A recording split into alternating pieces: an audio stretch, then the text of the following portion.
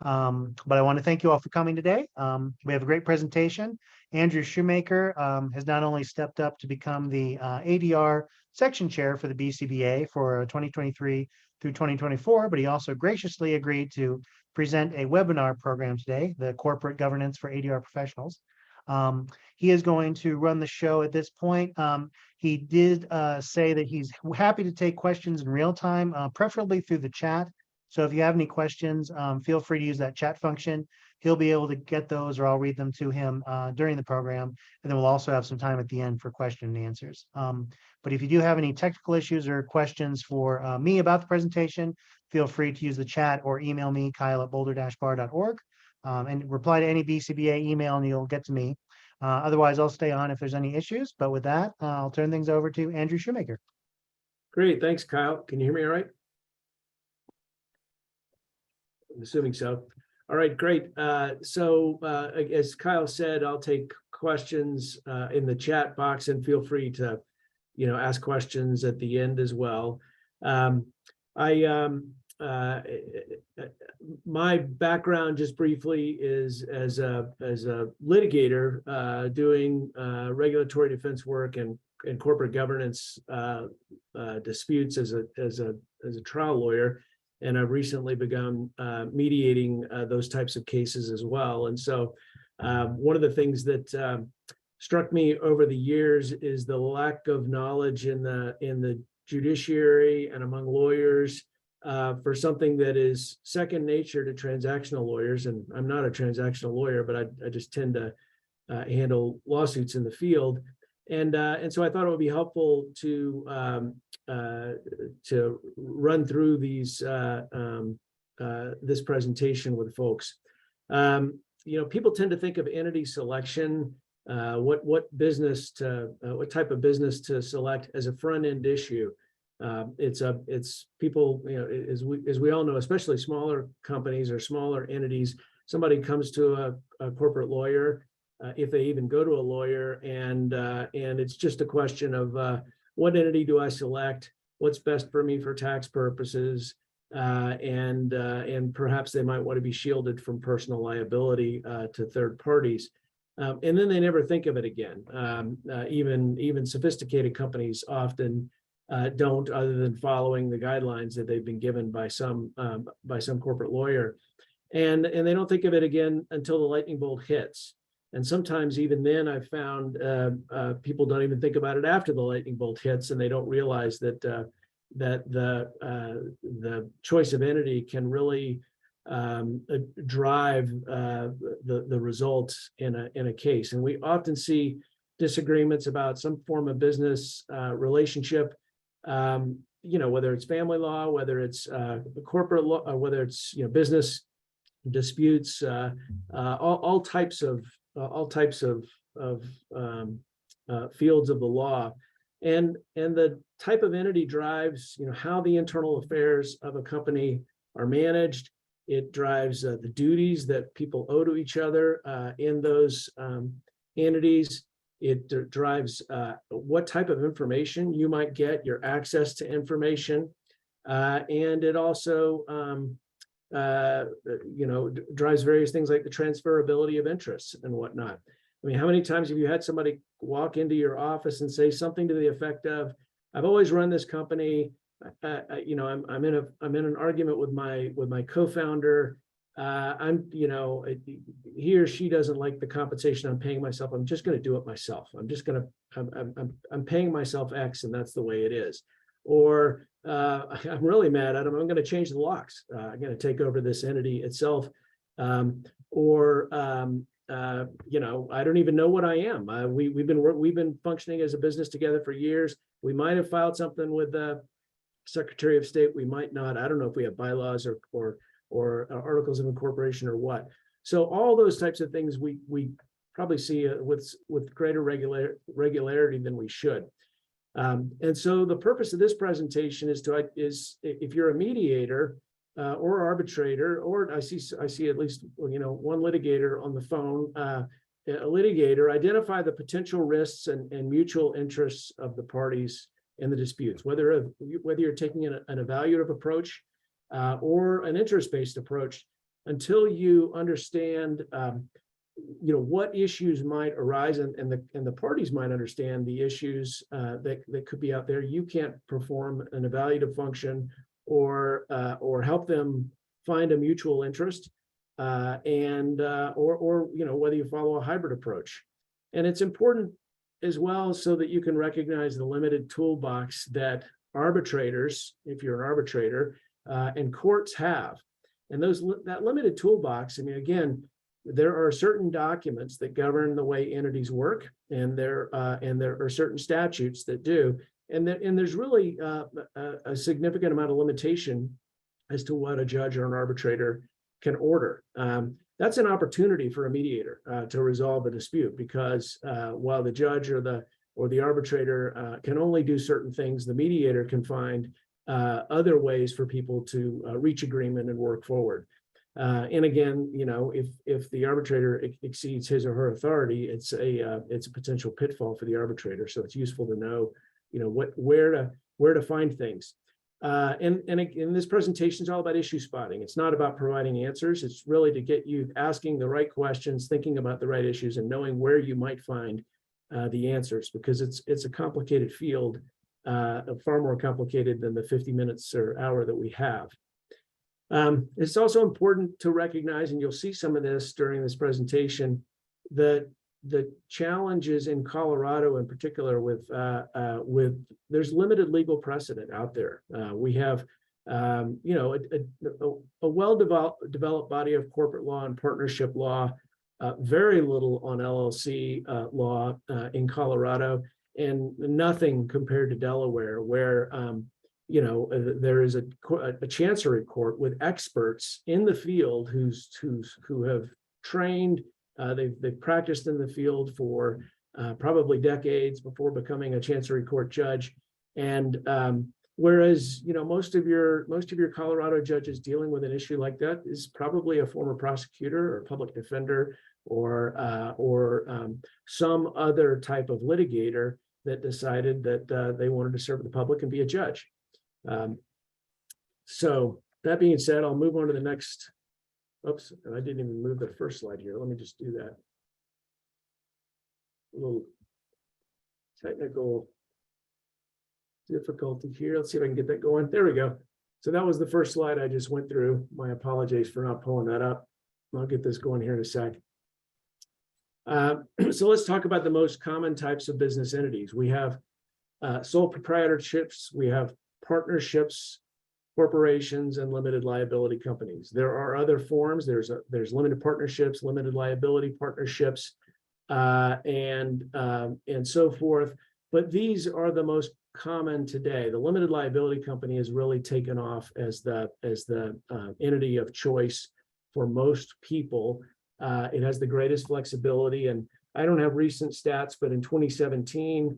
For example, there were 11,000 corporations registered with the Secretary, formed with the Secretary of State, and 88,000 LLCs. That gives you an example of sort of where things are headed.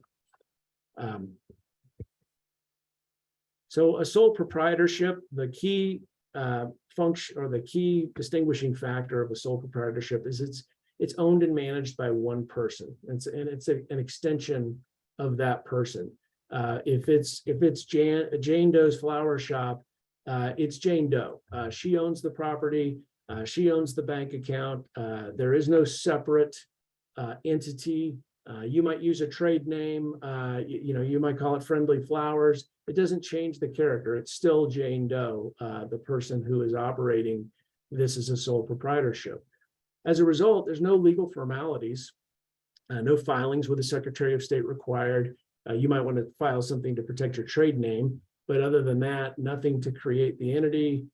There's no legal protection from third parties. There's not a corporate liability shield, and the sole proprietor has personal liability, and so with that personal liability and with that lack of a corporate shield, that sole proprietor can do anything they want with that entity. There's no limitations, and really, there's no public information about that, about how that entity runs. Now we'll move on to the sort of the statutory, the types of entities that are created by statute, and we have, and I've listed the various statutes here because I've found it over the years, being not a transactional lawyer, not intuitive, and in fact, there's a lot of different statutes out there. If you just go to the Colorado Revised Statutes and you say, well, I want to pick Title VII and look at the various corporations and whatnot, it's confusing very quickly. There's LLCs, there's business corporations, there's business corporations from prior acts that no longer or statutes that no longer apply to the current ones. There's same with partnerships. We've got the Uniform Partnership Act 7-64-101, which is the current, but 7-60-101 is the Uniform Partnership Law, and that applies to partnerships created a long time ago. And so I've sort of laid out the statutory framework for your benefit here in this slide presentation that Kyle's going to share at the end of this presentation. And these statutes provide sort of the basic default rules that can be modified by agreement to some extent. Certain of the statutory provisions can be modified by whether it's a partnership agreement, whether it's an operating agreement, whether it's whether they're bylaws or articles of incorporation. And we'll talk about all those various documents here shortly. Depending on the type of entity it is, whether it's a partnership, corporation, or LLC, for example, some are more strict than others about what you can and can't alter by agreement of the parties. And the range is that partnerships are quite free. LLCs are in the middle, although these days, the way they're going, especially in Delaware, the freedom of contract with LLCs, as you'll see, is quite broad. And then, in fact, broader than with a partnership. And then business corporations have the most strict rules about what you can and can't alter in the default rules. So in terms of thinking about these various entities, I find it helpful to just think about the differences between partnerships, corporations, and LLCs. Partnerships, people have equal management rights. If you're a partner, subject to limitations that might be set forth in an agreement or whatnot, you tend to have the equal right to manage the property, no matter how much money you put in. There's not shares of a partnership, for example, of a general partnership. If I'm a partner with somebody else, we each have 50-50 management rights. Likewise, because of, and we'll talk about this further in a moment, because we both have equal management rights and we share joint liability as partners, that we have duties to each other. And those duties are those fiduciary duties are very important, and they can't be altered very much. In contrast, a corporation is centralized management. I might own a share of a corporation, but as a shareholder, I have a right to appoint the board of directors, and the board of directors has a right to appoint managers, officers, but the entity is run in a centralized fashion. The duties of the people running the corporation are to the corporation. They're not between the partners, for example, as with a partnership, with limited exceptions that we'll talk about in closed corporation, majority minority shareholder situations. And corporations have a liability shield. So as shareholders, you're not liable for the debts of the company, unlike a partnership where you're jointly and severally liable. And that's and you've traded centralized management for that liability shield. And then finally, we have LLCs, which are a hybrid between corporate and partnership, and they're very flexible. And LLCs are the concept of LLCs is that there is a right between people that want to run a business together to contract what rules they're going to follow and how they're going to operate this business. And these LLCs can be member managed, or you can appoint managers, and they can be manager managed. And your duties, like with a corporation, are to the corporation, not necessarily to the other partner or the other members. And there's a liability shield there as well. And then finally, one of the confusing things is you look at these statutory provisions, there's the Colorado Corporations and Associations Act, which people refer to as the junction box statute. And what Colorado has done is that because business corporations and LLCs and certain types of partnerships, for example, that might have filing requirements with the Secretary of State, they've put all those, centralized all those, you might think of it as plumbing or a junction box.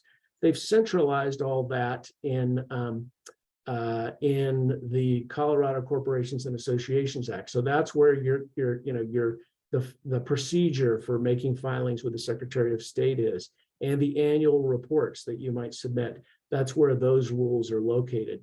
But typically, the internal management substantive rules about how these organizations operate are going to be in what the underlying organic statutes. So for partnerships, that's 764-101, business corporations, it's 7-101-101, and limited liabilities, it's 780-101.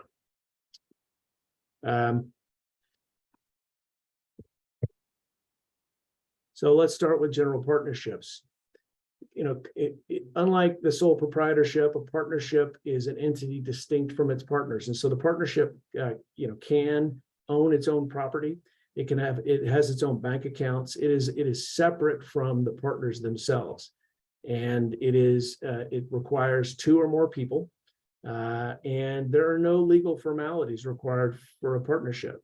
So if 2 people are working together and they're not incorporated, or they haven't set up an LLC, or they default to a partnership.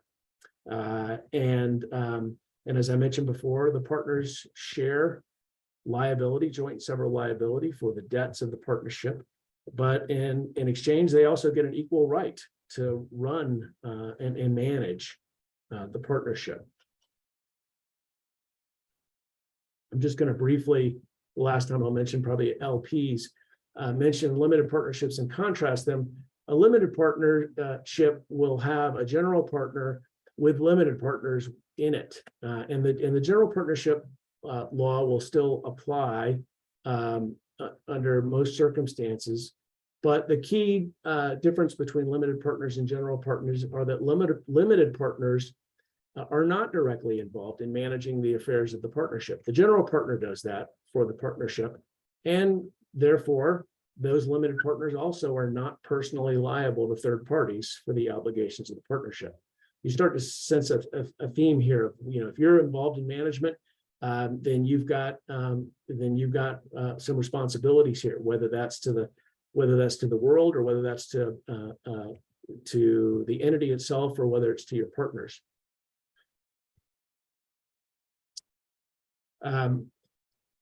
So with respect to general partnerships, these, in terms of formation, it can be formed even if you didn't intend to form a partnership, which creates all kinds of factual issues ripe for,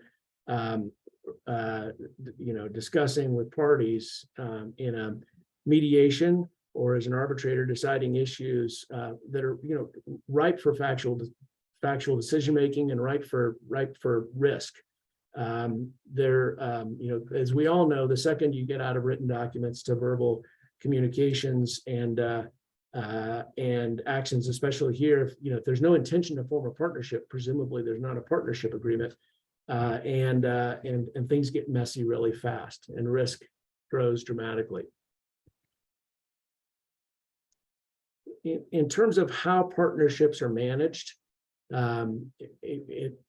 the first bullet point here, and that's going to be consistent largely throughout, these entities in some way or another, that is this sort of internal affairs concept that if an organization, for example, we'll talk about corporations and LLCs, if they're incorporated or registered, formed in Colorado, they're going to be subject to Colorado law. Even if somebody's fighting over a Colorado company in Delaware, the Delaware court should apply Colorado's internal, its corporate laws. Likewise, with partnerships, the law of jurisdiction under which a partnership is formed governs the relationships between those partners, and it's presumed to have been formed where it has its chief executive office. As I mentioned before, people can create a partnership agreement, sophisticated partnerships, and frankly, I would think anyone with legal advice would be well advised to create a partnership agreement, and that can be prepared to govern the relationships between the partners. And there's limitations, and we'll talk about those in a few minutes. But absent the partnership agreement, the statutory obligations govern.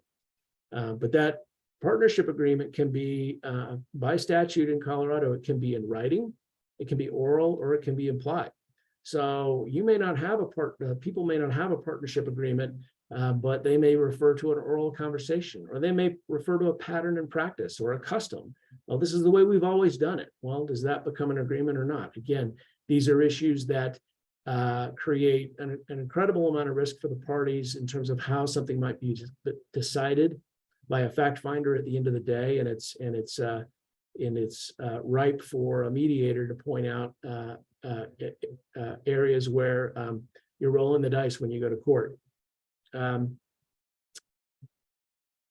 And then, as I mentioned before, the default rule is that the partners have equal rights to management and the conduct of the business.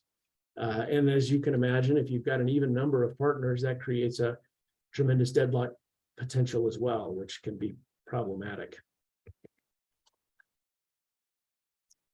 In terms of the duties, partners have a duty of loyalty. These are classic fiduciary duties, a duty of care and an obligation of good faith and fair dealing.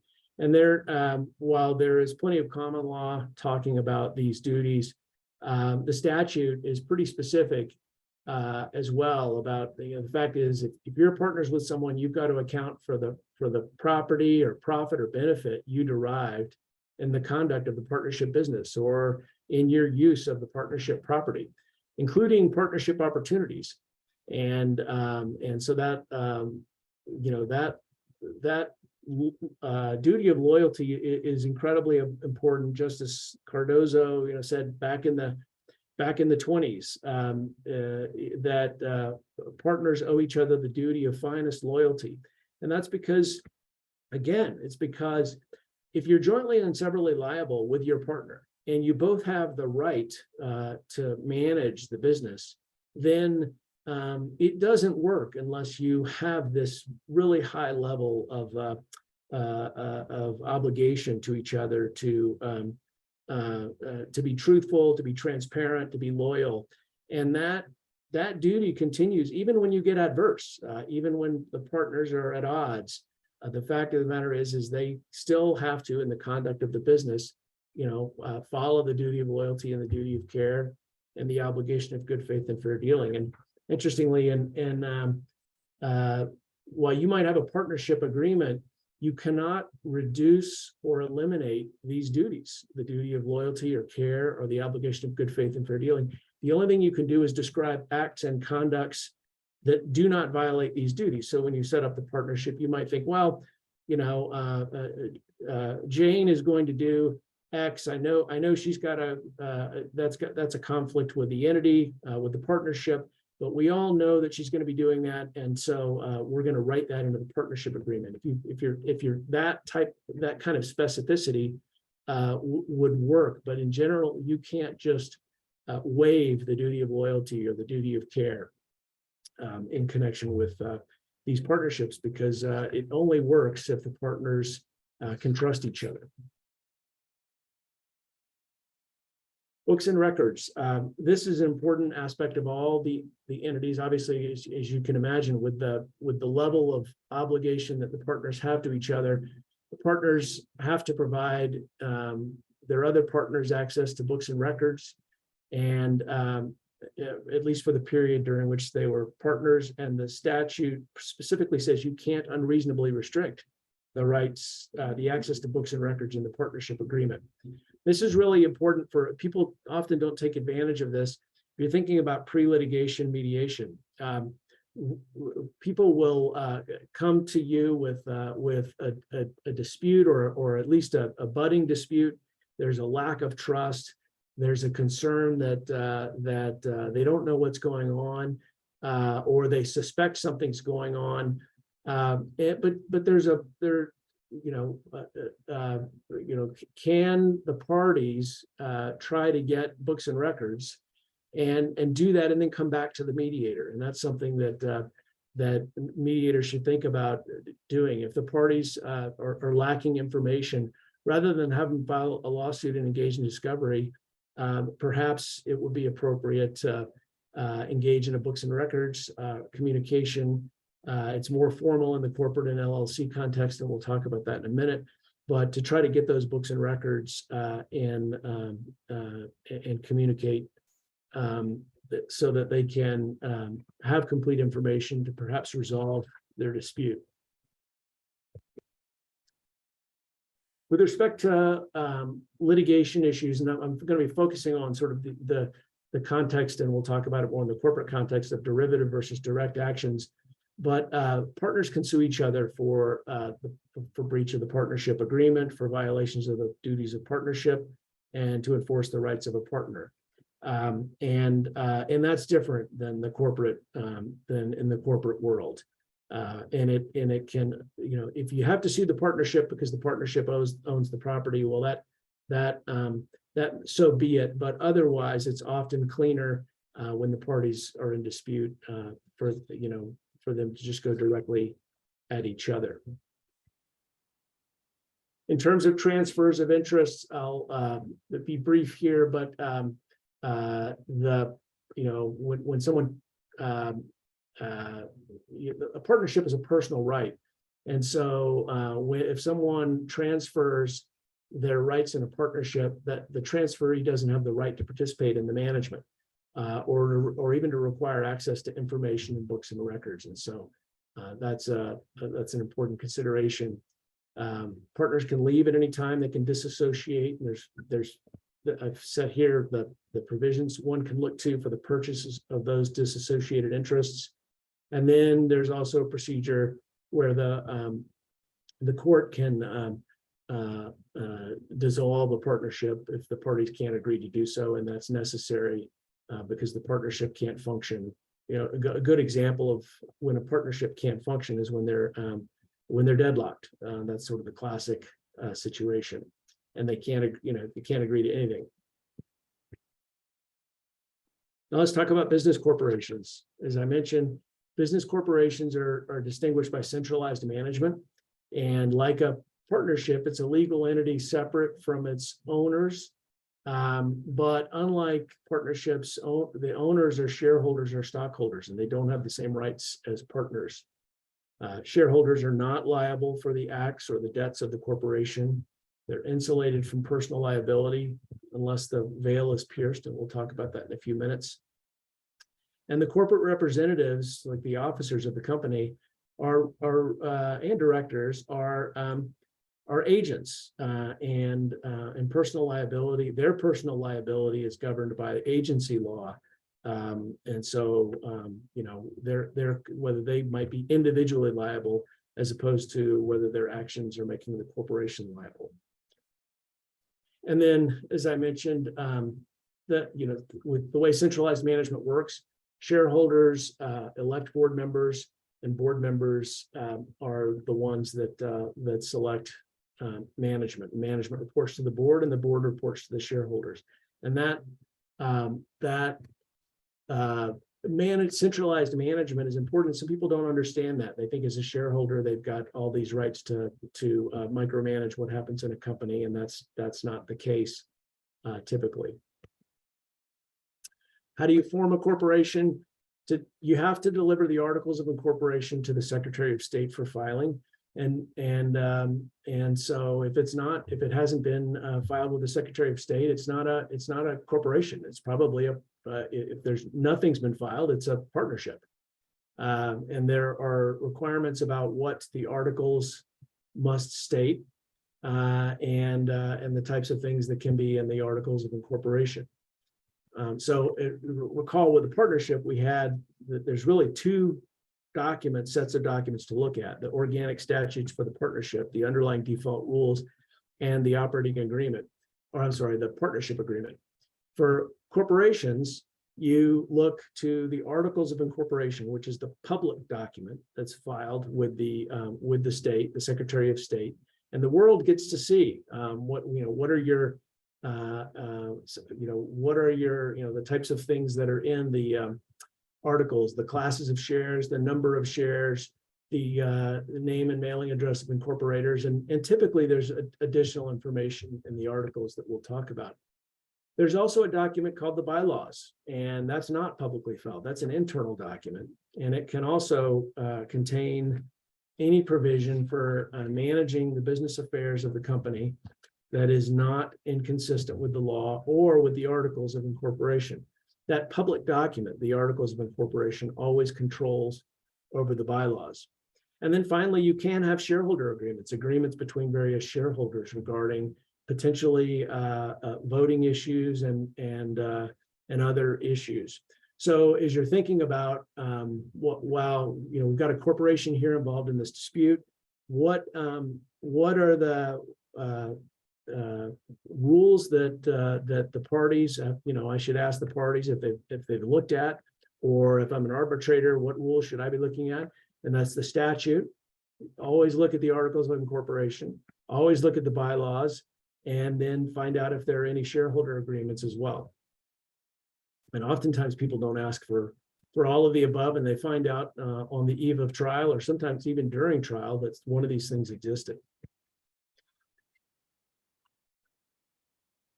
So as we talk about the duties between the duties involved in a corporation, we have a duty of care and a duty of loyalty and a duty of good faith and fair dealing as there was with the partnership. But the duties here are to the company. And that's a really important distinction. The shareholders don't have those types of duties between each other, with limited exceptions that I'm going to talk about in a minute. And the directors and the officers, the ones that are running the corporation, those are the ones that have those duties to the corporation. And so when you think about their duty of loyalty, are they doing something that puts their interests above the corporation? Are they, in managing the company, exercising diligence and care, and so forth? And as I'm sure you've dealt with this before, but there's a business judgment rule, which really is common law that it utilizes these statutory provisions, attempt to put the business judgment rule into law, but they describe situations where courts do not like to second guess, and they're not equipped to second guess the business judgments of the people running the company. And so they will give a tremendous amount of latitude. They're not going to second guess what appear to be rational, reasonable decisions of the management.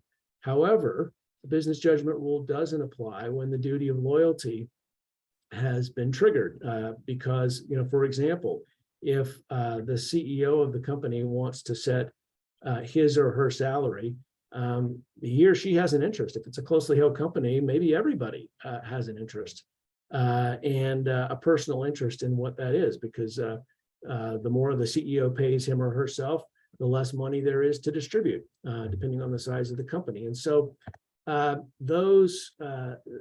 those circumstances, that's going to trigger certain procedures that have to be followed. And in the corporate context, those procedures can be, they're laid out in the statute, and I've identified the statutory provisions here, but they are, they require the input of disinterested persons. And if there aren't disinterested persons, and you go ahead and you do something where the duty of loyalty is implicated, again, like if you're the CEO setting your own salary, then ultimately you're going to have to, the burden is on you if somebody sues you to prove that that it was fair, and that's called the fairness test. And I've identified a case or two, and the statute on that. When we talk about closely held corporation, which is we see a lot of that here, obviously in Boulder and across the country, of course, but these are corporations, a lot of family corporations or closely held corporations. They're incorporated, but they're not Fortune 500 companies, right? They're or anything close to that. They might be run by 3 family members or 5 family members or 2 of them, and some of them may own more interests than others, because unlike a partnership where everybody has equal management abilities, the number of shares you have drives typically drives your level of control, the number of votes you have. And likewise, the board members, maybe that there are 3 family members on the board, and there's a husband and wife and another family member, and that husband and wife may have majority control of the company or de facto control as board members. And so under those circumstances, courts have jumped back to partnership rules. And they've said, well, in those circumstances, the relationship between these shareholders is more akin to those of partners. And so if you're a majority shareholder, you may have, and you do have in Colorado, obligations with respect to the minority shareholders.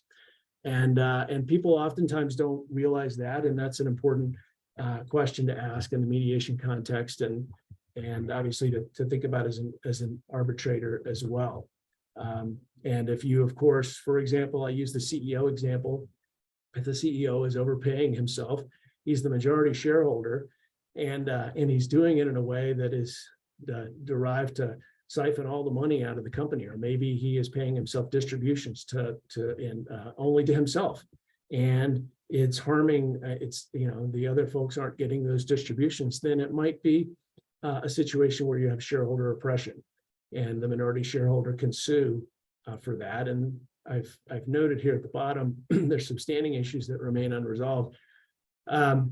It's typically, right, if you're a shareholder and you're going to sue for a breach of duties, you're going to have to bring what's called a derivative action. The corporation has to sue the person that is violating the duties, because the duty is to the company. But in this unique closely held corporation situation with minority and majority shareholders, some courts have bent the rules there and say, well, you can sue directly there, and frankly, the law is a little bit unclear on that in Colorado, and it depends. Federal courts have gone interpreting Colorado law one way, and it's not, and it gets nuanced in terms of how the courts have come out on that. So that's another area of risk.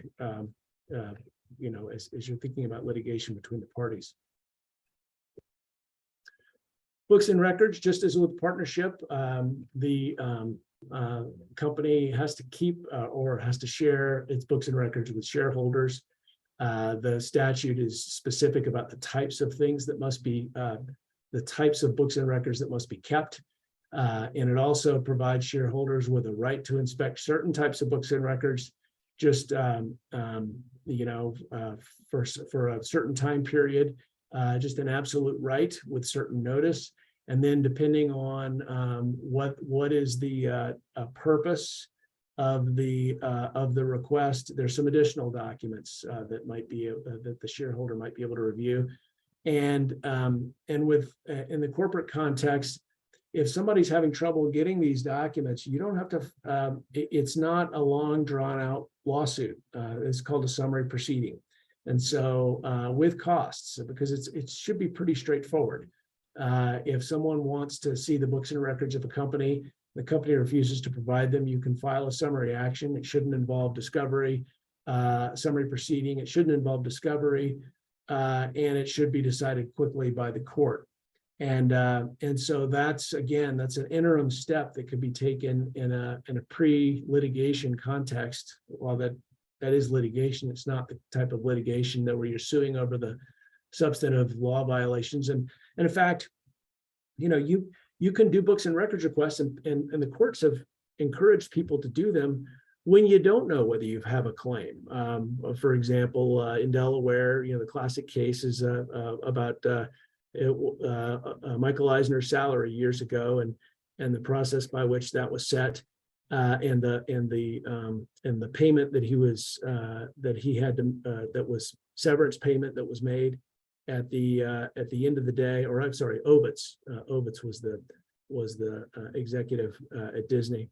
And the court said, you haven't stated a claim here, but why don't you do a books and records request and find out if you do have a claim? And so courts encourage that type of activity, and people should make more use of that before they file substantive lawsuits here. And it's something that mediators in a pre-mediation context might encourage more often.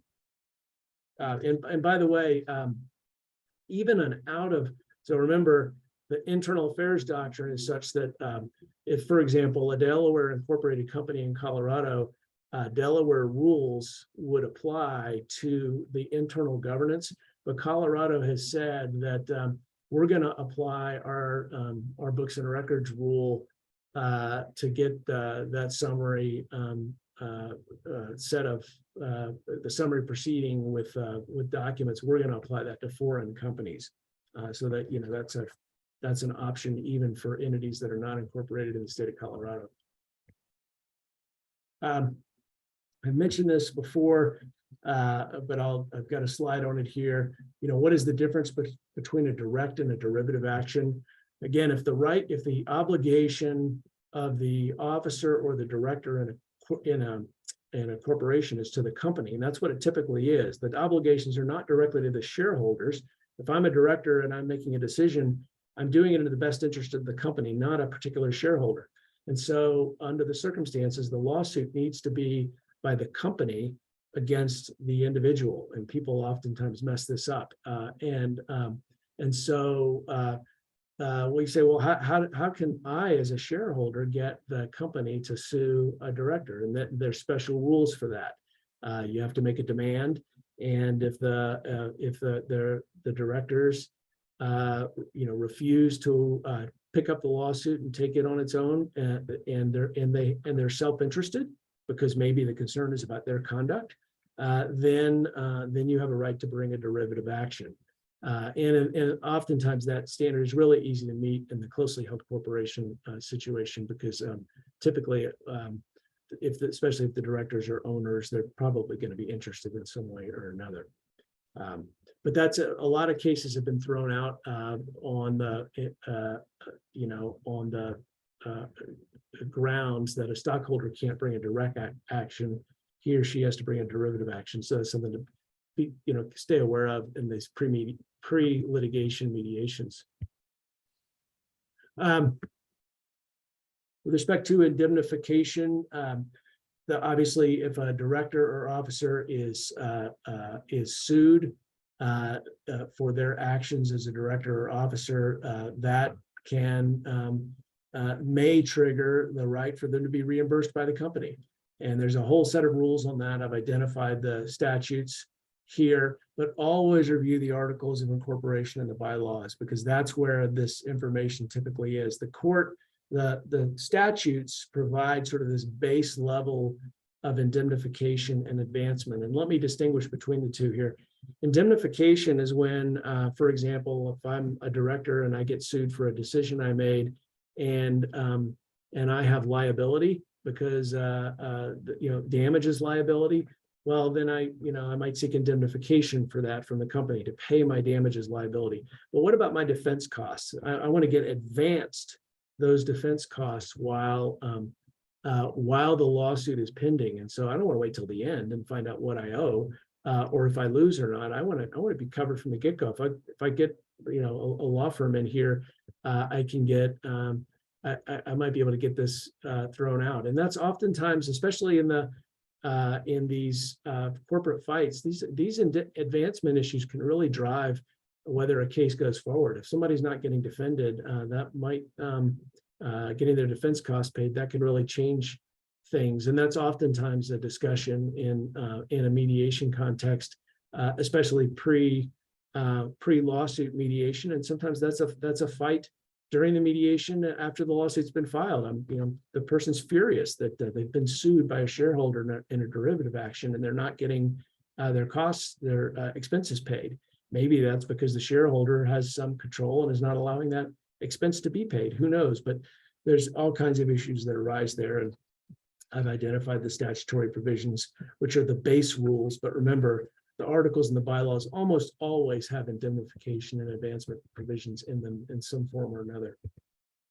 And then finally, I'm going to jump past this one. I've laid out the statutory provisions here just because we're running short on time. But transfer of interest, you're transferring interest through stock in a business rather than and that's the entire interest, right? It's the voting right, typically, the voting right and the right to the profits, as opposed to in the partnership context, when you're transferring a partnership interest, it's typically, unless you're admitted as a member by the others, it's typically just the profits interest. Now, LLCs. LLCs are the most common entity we're seeing this day get formed. There's a lot of confusion here, I think, amongst lawyers and amongst parties and amongst judges about, and we've seen it even at the Court of Appeals level, about what LLCs are and what rules apply to them, because there's a lack of consistency between the statutes in the states, because the LLC laws developed before there was a national law on LLCs, and there's a lack of Colorado jurisprudence in the field. But the most important thing to think about is the flexibility issue. This idea that LLCs are really created to allow people to create the governance structure themselves, between themselves. There's a huge focus on the freedom of contracting here, and because LLCs are not corporations, the statute specifically says that the common law of corporations doesn't apply. And the Court of Appeals has even, commentators have commented. There's a case, I might have cited it later on in this material, Gagney, as late as 2019, I think, where the Court of Appeals applies the common law from the business judgment rule to LLCs, and the commentators have said, no, you can't do that. LLCs are different. I'll tell you, there's a Fifth Circuit decision and where an insurance contract was to cover a parent corporation and its subsidiary corporations, and there was a subsidiary LLC, and they sought insurance coverage for something, and the court said no. The difference between the word corporation and company means everything. LLCs are different than corporations. So how do you form an LLC? You have to file the articles of organization. So remember, with the corporation, it was an article of incorporation.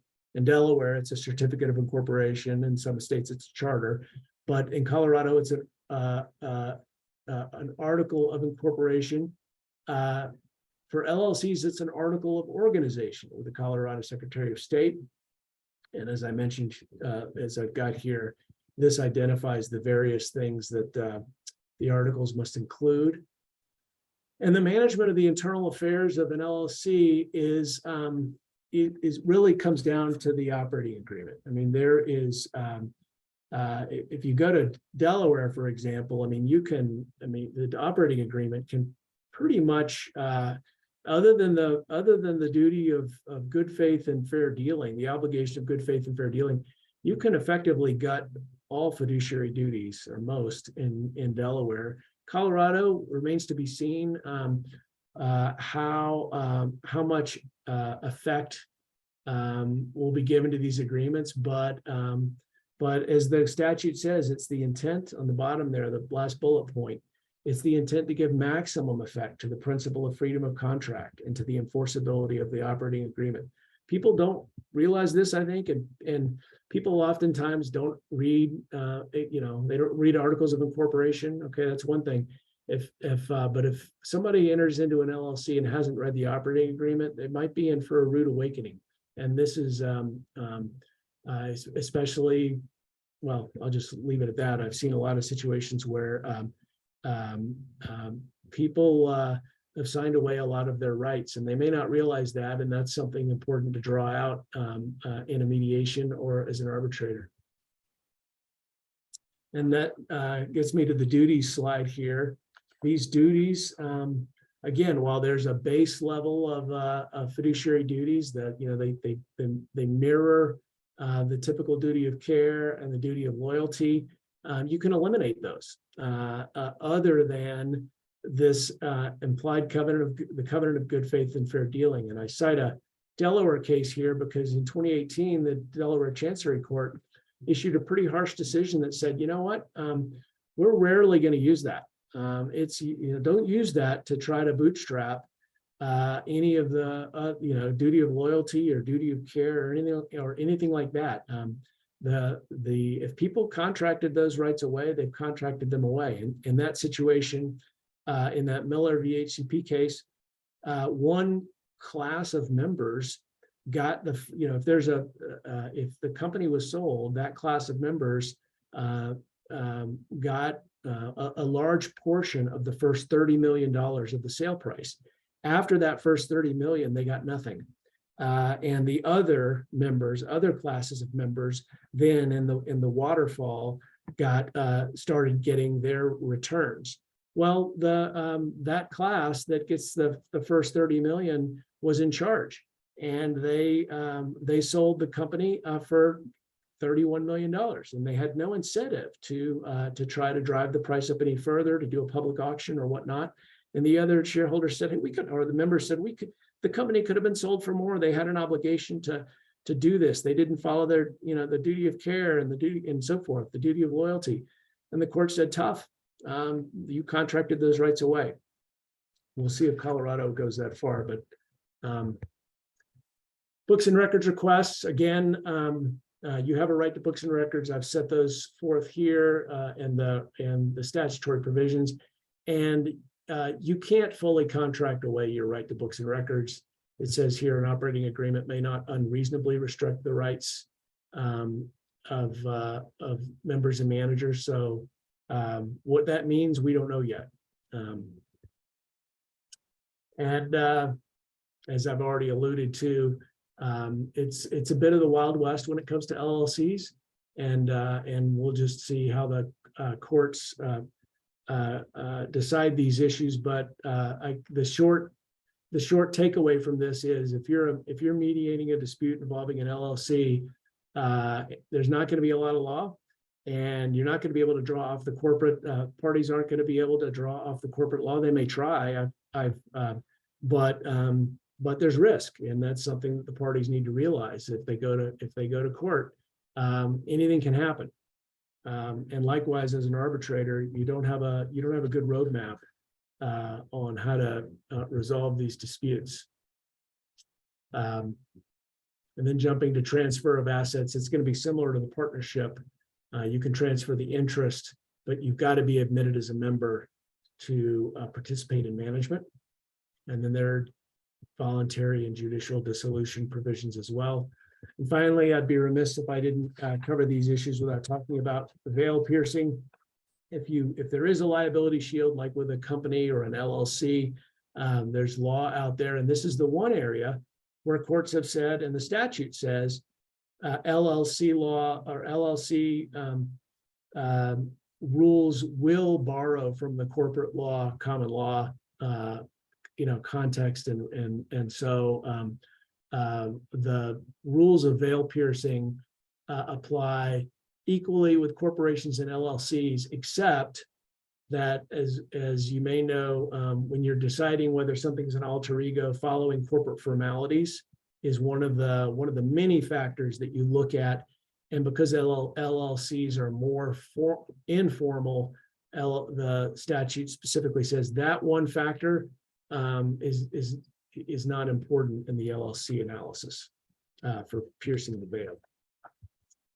So wrapping up here with just a couple of minutes left, if you're mediating or arbitrating a dispute, or you happen to be a litigator and you're looking at these issues and you've got a client having a corporate governance dispute of some sort, the most important thing, and I can't emphasize how often it doesn't happen, is you ask for the appropriate governing documents. And they're different, right? Depending on whether it's a partnership, whether it's an LLC, or whether it's a corporation. Ask the parties if they've looked at the underlying organic statutes. You've now got the roadmap of the statutes to cite, and understand and be able to ask questions of the parties so they understand that the court and the arbitrator are going to have a limited toolbox here. And that there's a lot of opportunity for outside of that toolbox for people to reach agreements that put them better off, even if they go have their home run in court. And of course, anybody that thinks that they've got a certainty on a home run in court with the Colorado judiciary is perhaps overestimating the corporate knowledge of these judges who typically don't have that type of background. So I'll leave it at that. I have a question here. Do you have any additional comments relating to nonprofits and or single member LLCs? I didn't cover nonprofits today just because of the time, but as you probably know, nonprofits are in Article 7, Section 121 of the statute, and that has its own set of rules. And so again, looking at that statute and asking for the appropriate underlying documents, particularly, I've facilitated or mediated a number of sort of nonprofit disputes, and people often don't look at the bylaws, and folks need to do that because that oftentimes, and you've got a lot of unsophisticated parties who are thinking that things should work the way they think they should work, when in fact the bylaws might provide differently. So so I didn't cover those today, but that's where you would look. And with respect to single member LLCs, I don't know if there's a specific question you might have, but I would focus on the on the statute or the operating agreement again. So I don't know if folks have other questions. I'm happy to. I went long here and I ran out of time. Happy to answer questions later or have discussions with you later. And I think that Kyle is going to send around a copy of the PowerPoint. Yes, thank you, Andrew. I will send out the link to the recording, the PowerPoint, and then the CLE form. I'm still waiting to get that back. I had to make an edit to it. So that probably added a couple extra days. So you'll see that hopefully by Friday or Monday at the latest. And like Andrew said, I'm happy to leave the Zoom open if anyone has any last second questions. We are at 1 o'clock, which was the original ending time, but I think Andrew's willing to stick around for a few minutes if there are any further questions. Otherwise, again, thank you all for joining us, and thank you, Andrew, for presenting. Sure. But I'll leave the Zoom open, and then if it seems like there's no further questions, we'll just call it a day. I think you will get a lot of thank yous. So thank you, Andrew, again. Right, they're passing all those along. So it was an excellent presentation. So, all right. And I will also, again, if anyone, when I send out the materials, if you think of a question, then I'm happy to pass that along to Andrew, just to facilitate getting that answered for you. So there's always options to get that answered. And again, just any questions, just reach out to me, and we'll make sure those get to the right person. Right. Thanks, everyone. Yeah. Right. Well, I think no one's popping up, so I think we'll call it a day, Andrew. Thank you again for presenting, and thank you, everyone. Everyone have a great day. Great. Bye.